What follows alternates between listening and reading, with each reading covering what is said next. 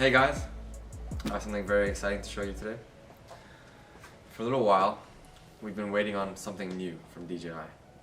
As you all know, previously we had the Mavic 2 Pro. Well, now I'd like to introduce the Mavic 3. This is an exquisite drone.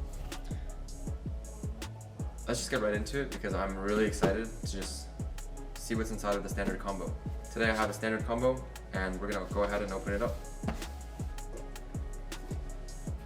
Alrighty.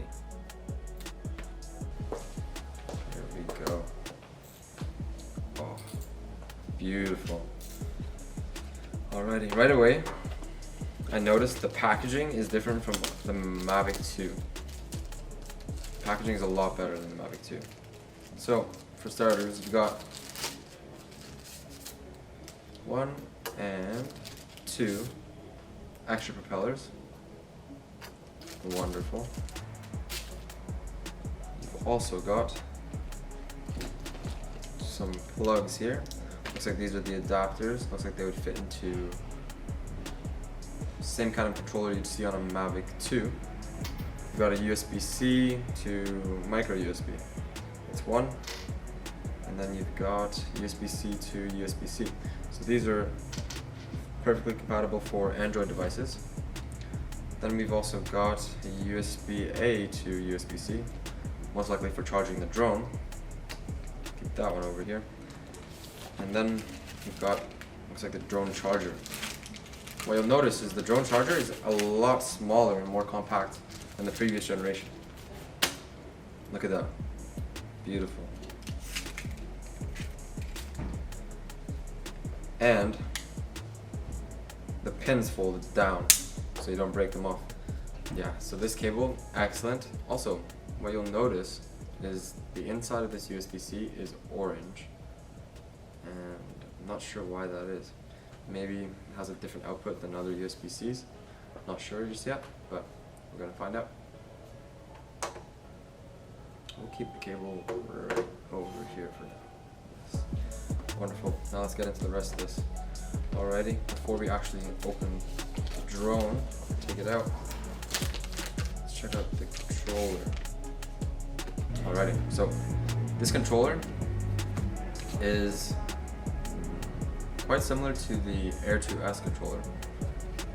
It's got the antenna here, space for you to put your smartphone and use it as a display. It comes with the lightning connector to USB-C already inside of the controller. And of course you can swap out this adapter for any of these other two if you have a different smartphone. It just fits very elegantly inside of there. Close it up just like that. On the top of the controller, you'll notice you have this scroll wheel. That's for adjusting the angle of your lens. And you have a photo and video button. So you can record your video or take photos using this button. And then this little button on the side here is for switching between photography and videography. And then you have a function button here which is programmable. Very cool. And one more quick thing before we get into the actual drone. I know you guys are dying to see the drone. I am too.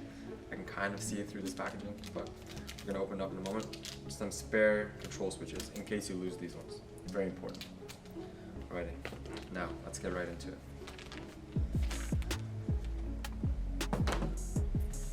This is the masterpiece.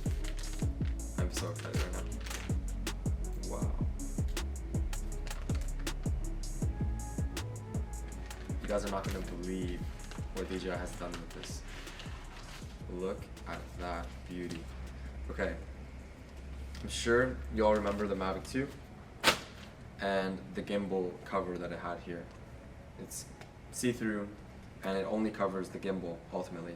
But this one, as you can see, wraps around the entirety of the drone, which is really cool. So it acts as a propeller guard as well as a gimbal protector. Very interesting. Haven't seen anything like this on any of the other drones released just yet, but I'm very happy that they've made this improvement. Massive. Alrighty, so now let's go about taking it off. Looks like it unclasps from here. And it does. Let's see something. This piece here is magnetic. So it has a magnetic fastener right here, very secure, but easy enough to take off. And this back part has a bit of elastic to it, which is really cool. And underneath, it actually holds the propellers in place with this little piece here. And you'll notice on the inside it has like a felt lining or Alcantara lining to keep all of your bits and pieces scratch free. Alrighty, here we go. Time to unveil the face of the new Mavic 3. Look at that. Isn't it beautiful? I think it's pretty beautiful. And not only is it beautiful, but it's far more functional. And these sensors are in the perfect placement, so you can have the omnidirectional obstacle avoidance, which is really, really cool. But what I really want you to pay attention to is the new camera.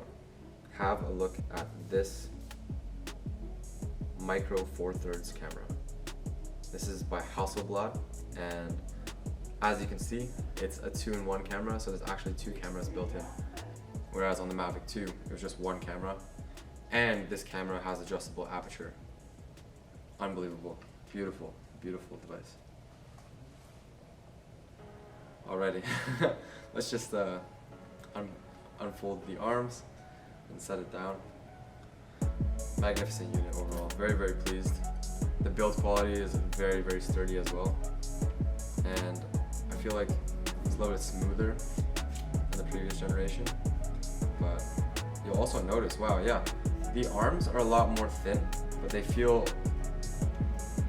more structurally sound than the previous ones, which is very interesting. And overall, it's looking like a bigger drone than the Mavic 2. I don't have the exact dimensions at the moment, but we're going to go and check that out at some point.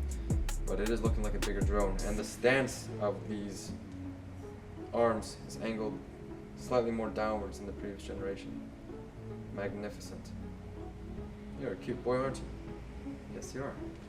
Alrighty, also in the back you'll notice you have matching sensors, same kind of angle as the front, and then you have sensors on the top, and you have sensors on the bottom to give you that full omnidirectional obstacle avoidance system.